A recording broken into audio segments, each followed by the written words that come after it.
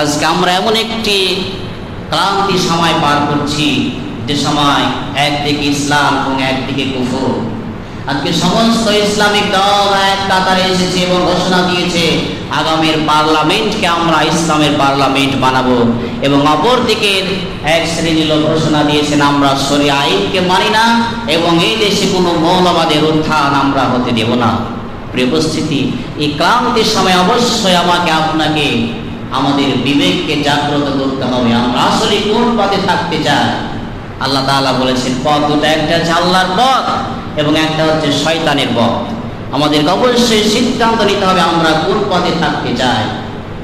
এবং এই ক্লান্তির সময় আজকে যদি আমরা ইসলামের পক্ষে থাকতে না পারি, আজকে যদি আমরা ইসলামকে পরিপূর্ণভাবে আমাদের দেশে 95% মুসলমানের দেশে প্রতিষ্ঠিত করতে না পারি, তাহলে এমন পরিস্থিতি, এমন সুযোগ আল্লাহ তাআলা আর আমাদেরকে দিবেন কিনা জানি না। আর এই সময়ে যদি আমরা আমাদের সুযোগকে কাজে না লাগাতে না পারি, তবে অবশ্যই আল্লাহ তাআলার কাছে আমাদেরকে জবাবদিহি করা লাগতে পারে। প্রিয় উপস্থিতি, এজন্য ইসলামকে পরিপূর্ণভাবে প্রতিষ্ঠার দায়িত্ব এটা শুধু এক শ্রেণীর লোকের নয়, বরঞ্চ প্রতিটি মুসলমানের জন্য আল্লাহ তাআলা অপরিহার্য করে দিয়েছেন। প্রিয় উপস্থিতি, এজন্য যদি কোনো ইসলামী দল আপনার পছন্দ না হয়, তাহলে প্রয়োজনে আপনি নিজে একটা ইসলামী দল তৈরি করুন। এরপর আপনাকে ইসলাম প্রতিষ্ঠার কাজে আত্মনিয়োগ, ইসলাম প্রতিষ্ঠার কাজে আপনাকে অগ্রণী ভূমিকা অবশ্যই পালন করতে হবে। অনেকে বলে রাজনীতি এটা ভালো মানুষের কাজ না, এটা খারাপ মানুষের কাজ। প্রিয় উপস্থিতি, রাসূল করিম সাল্লাল্লাহু আলাইহি সাল্লাম তার চাইতে কি সুন্দর মানুষ পৃথিবীতে ছিল? বলেন ছিল?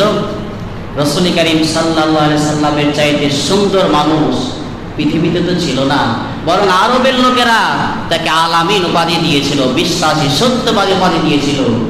কিন্তু তিনি তো রাজনীতি করেছিলেন, এমনকি রাজনীতি করার কারণে তাকে দেশ ছাড়তে হয়েছিল, হিজরত করতে হয়েছিল।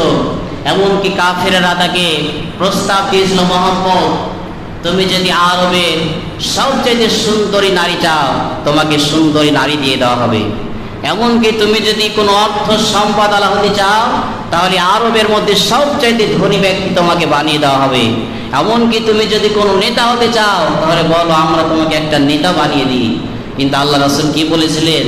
আল্লাহ রাসূল বলেছিলেন অর্থ সম্পদ নয়, টাকা পয়সা নয়, সুন্দরী মেয়ে নয়, আমার এক হাতে যদি চন্দ্র আর এক হাতে যদি সূর্য এনে দাও, তবু আমি এই পথ থেকে কখনো সরে যাব না। বলি আল্লাহু আকবার।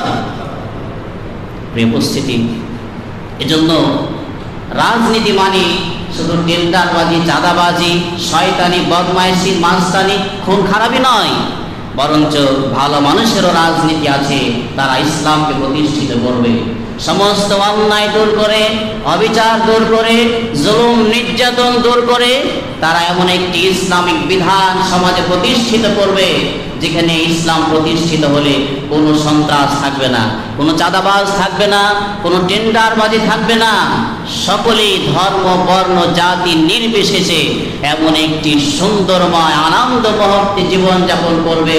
আজ থেকে ১৫০০ বছর আগে রাসূল করিম সাল্লাল্লাহু আলাইহি সাল্লাম যে ইসলাম প্রতিষ্ঠিত করেছিলেন, এবং সেই ইসলামের রাষ্ট্রে যেভাবে মানুষ নিরাপদে বাস করেছিল, সকল ধর্মের মানুষ, আজও সেই ইসলাম, সেই কোরআনের বিধান যদি আজও আমার দেশে প্রতিষ্ঠিত হয়ে যায়, পরিপূর্ণভাবে যদি ইসলাম প্রতিষ্ঠিত হয়ে যায়, তবে ইনশাআল্লাহ আজও জাতি, ধর্ম, বর্ণ নির্বিশেষে আমরা সকলেই সেই নিরাপদে বাস করতে পারবো। কোনো অনাহার থাকবে না, অবিচার থাকবে না। ইসলামী রাষ্ট্র হচ্ছে সেরকম। হযরত ওমর রাদিয়াল্লাহু তাআলা আনহু বলেছিলেন, যদি একটা কুকুরও না খেয়ে মারা যায়, তাহলে কিয়ামতের দিন আমি ওমরকে আল্লাহ তাআলার কাছে জবাবদিহি করা লাগবে।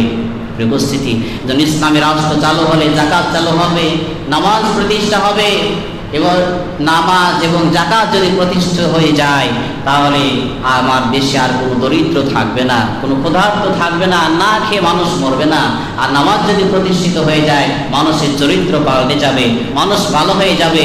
আল্লাহ তাআলারই ঘোষণা, ইন্নাস সালাতা তানহা আনিল ফাহশাই ওয়াল মুনকার, নিশ্চয় নামাজ মানুষকে অন্যায় ফাহিশা কাজ থেকে